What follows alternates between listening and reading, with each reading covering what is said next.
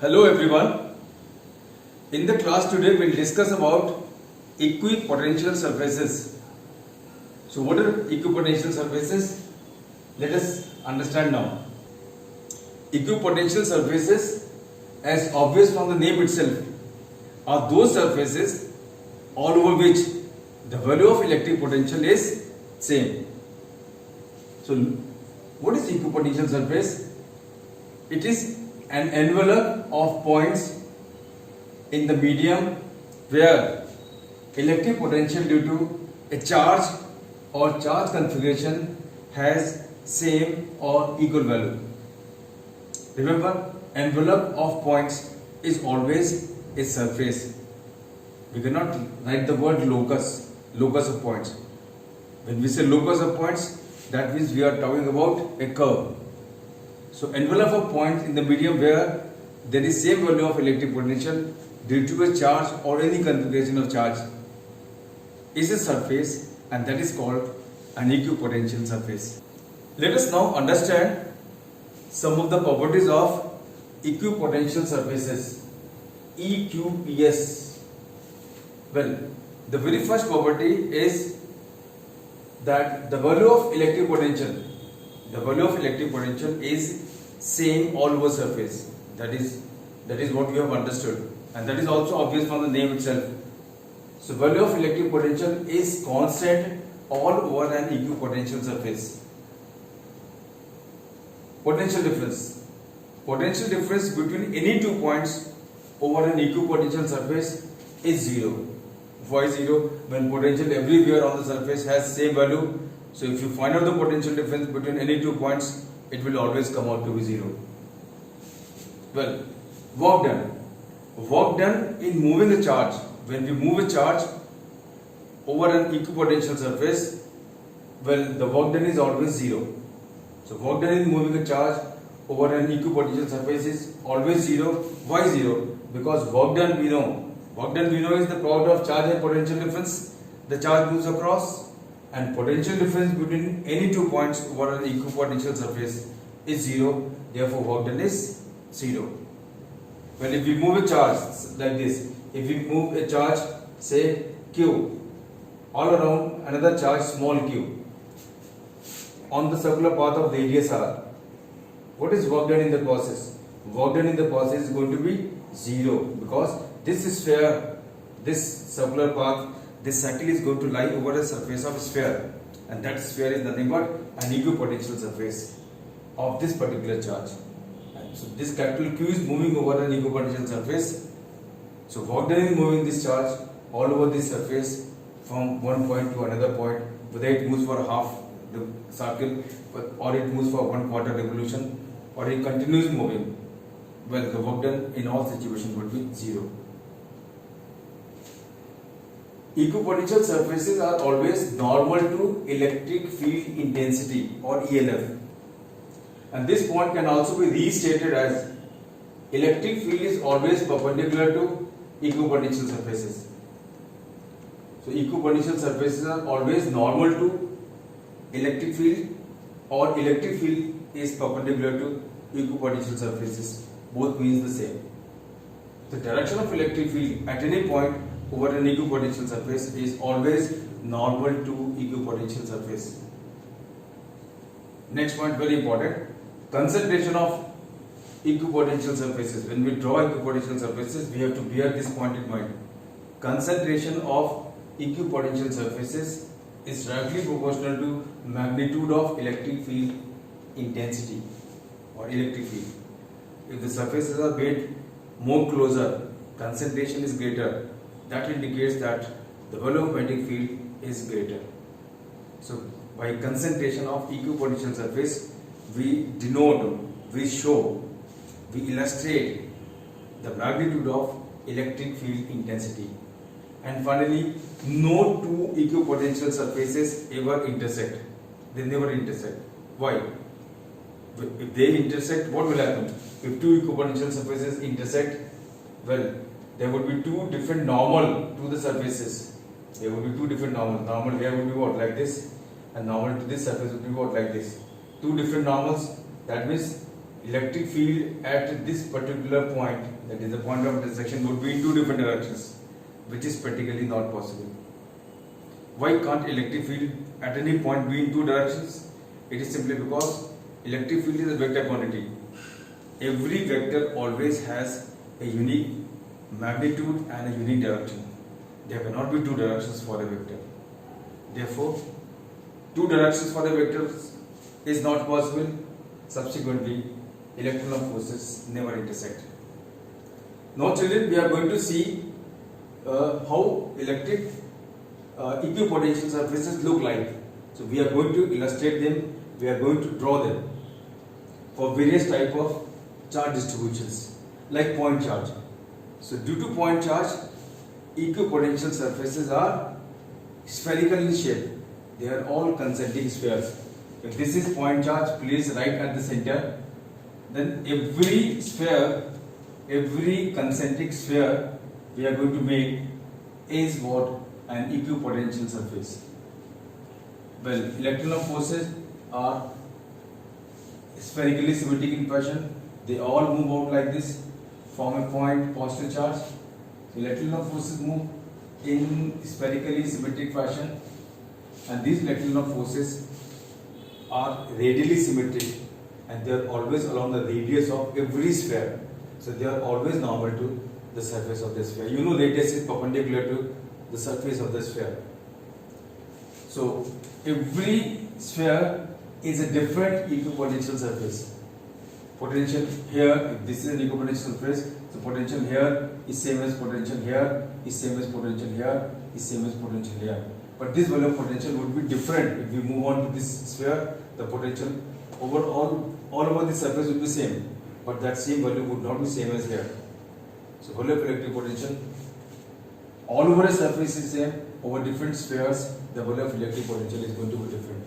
So equipotential surface due to a point charge look like concentric spheres, and the concentration, when we draw these surfaces, we have to be very particular about concentration. The concentration of these surfaces is greater when we are closer to the charge, and as we move away from the charge, the concentration becomes what? Lesser and lesser.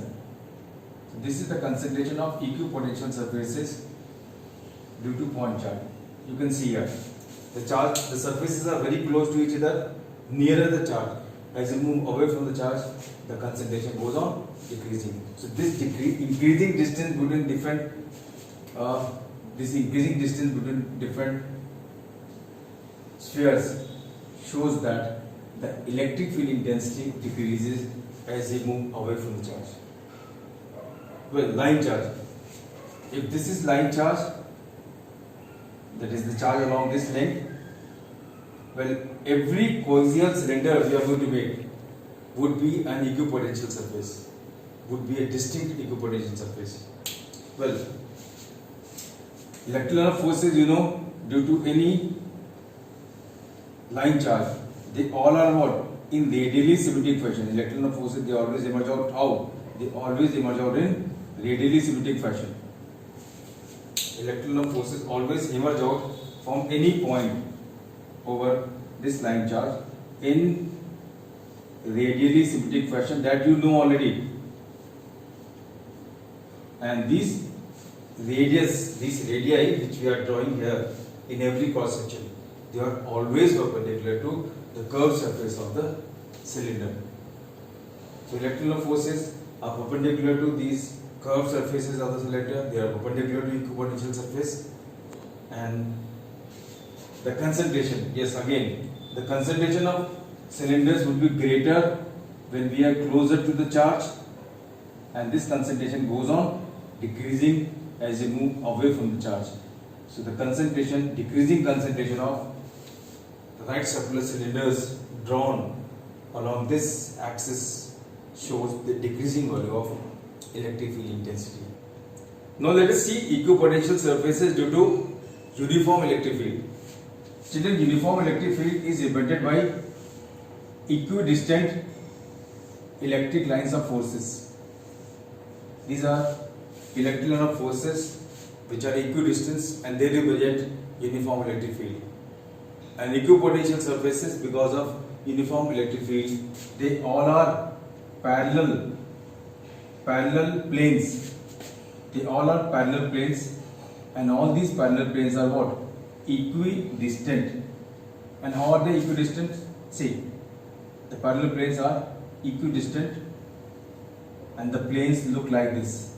Yeah, all these parallel planes look like as shown in the diagram. So this is a uniform electric field, and equipotential surfaces in uniform electric field are what? Parallel planes, and these parallel planes are also equidistant. Why? Because concentration of equipotential surfaces is same here.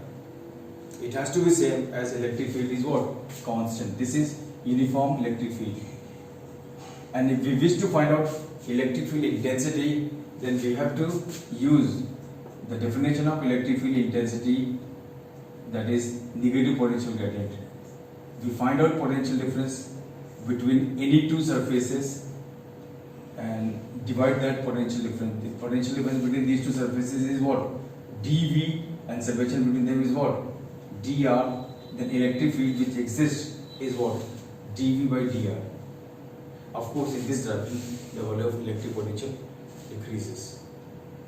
And finally, well, the electric potential, equipotential surfaces may not always be as beautiful as you see.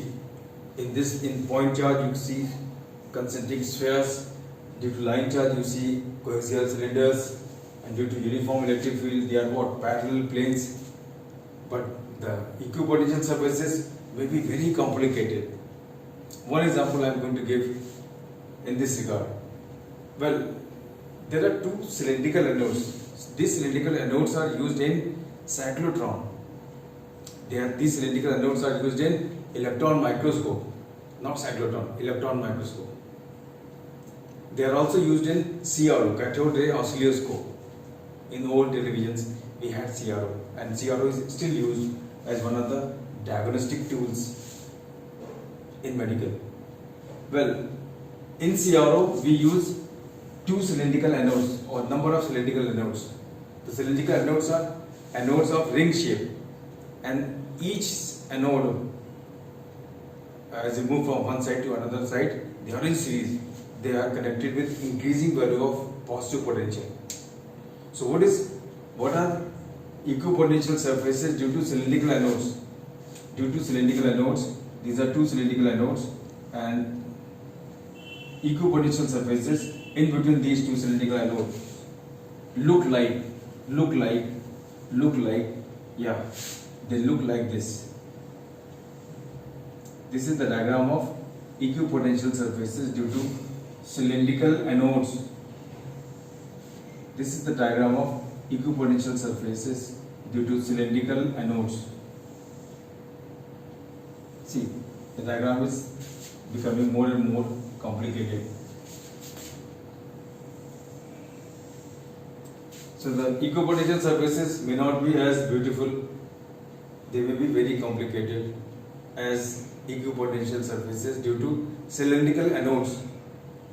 And if it is asked, see, this is point A, this is point B, and this is point C. If it is said, okay, let us tell at which place the electric field intensity has maximum value out of these ABC, 3 points where electric field intensity has maximum value and where it has minimum value. Well, for that we have to recollect the property of EQPS, and that is property number 7. Concentration of EQPS is directly proportional to electric field intensity. And see, here the concentration of equipotential surface is maximum. So at B, the electric field intensity is maximum. And here the concentration of equipotential surface is what? Least. Therefore, at A, the electric field is what? Minimum. So this is direct application of rule property number 6, and we have also seen the application of rule number 3 here. If a point charge moves all over surface anywhere from here to here, what is work done? Work done is 0. So what will be moving charge? What is equipotential surface is 0? Well, with this we come to the end of our study of equipotential surfaces. We'll meet again very shortly with another topic.